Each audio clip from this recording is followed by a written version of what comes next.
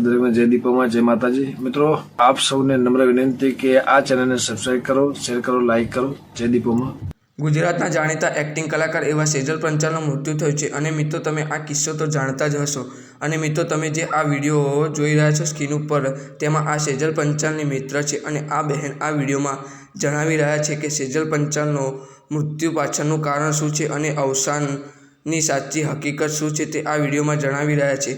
અને મિત્રો તમે આ વિડીયો પૂરેપૂરો આખો જુઓ અને આ ચેનલને સબસ્ક્રાઈબ કરવાનું ભૂલતા નહીં મિત્રો। અને આપણે બધા ભેગા મળીને ભગવાનને પ્રાર્થના કરીએ કે સેજલ પંચાલની દિવ્ય આત્માને ભગવાન શાંતિ આપે। બધાના બહુ જ બધા મેસેજો આવેલા હતા કે સેજલબેનને શું થયું, શું કારણ હતું, શું નહીં। હવે સાચું કહું ને તો મને પોતાને પણ નથી ખબર કે જે માણસ કાલ સુધી બધી રીતે વ્યવસ્થિત હતો અને આજે અચાનક સવારના ફોન આવે છે કે આવું બધું થયું, આ રીતેનો બનાવ બન્યો છે, તો મારા માટે પણ બહુ જ શોકિંગ હતું। અને આ શોકમાંથી નીકળવા માટે મને બી બહુ હિંમતની અને એ બધી વસ્તુની જરૂર પડી છે।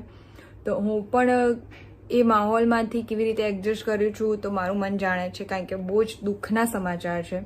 અને બીજું બધું માં પણ હું એ જ કહીશ કે અફવાઓ અને વાતો ના ફેલાવો। એ લોકોને મારી દિલથી પ્રાર્થના છે કે તમે બસ એટલી પ્રાર્થના કરો કે સેજલની આત્મા જ્યાં પણ હોય, જેવી પણ હોય, એની આત્માને શાંતિ મળે, એની છોકરીને બસ સારું ફ્યુચર થાય અને એના ફેમિલીને આ બધી વસ્તુ સામે લડવાની તાકાત મળે। બસ એ જ પ્રાર્થના કરો, બીજું કંઈ પણ ના કરો તમે। હવે જે થવાનું હતું એ થઈ ચૂક્યું છે, એને કોઈ જ વ્યક્તિ કે કોઈ જ માણસ હવે ચેન્જ નથી કરી શકવાનું કે કંઈ પણ નથી કરી શકવાનું। બસ તમારી પાસે એક જ અપીલ કરું છું કે બસ તમે અત્યાર સુધી તમે બધા બહુ જ સાથ સહકાર આપો છો। અત્યારે પણ સોશિયલ મીડિયામાં જે લોકો પણ જ્યાંથી વિડીયો જોવે છે એ લોકો બહુ જ સાથ સહકાર આપે છે।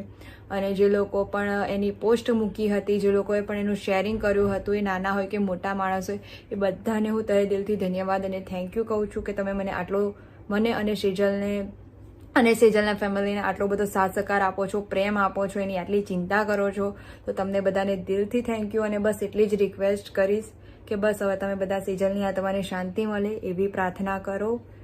અને એ જ્યાં પણ હોય એને જ્યાં પણ બીજું જીવન મળે બસ એ ત્યાં શાંતિથી રહે। અને બીજી કોઈ પણ મને જાણકારી મળશે કે જાણ થશે તો જણાવવા જેવી વસ્તુ હશે તો હું તમને બધાને જરૂરથી જણાવીશ।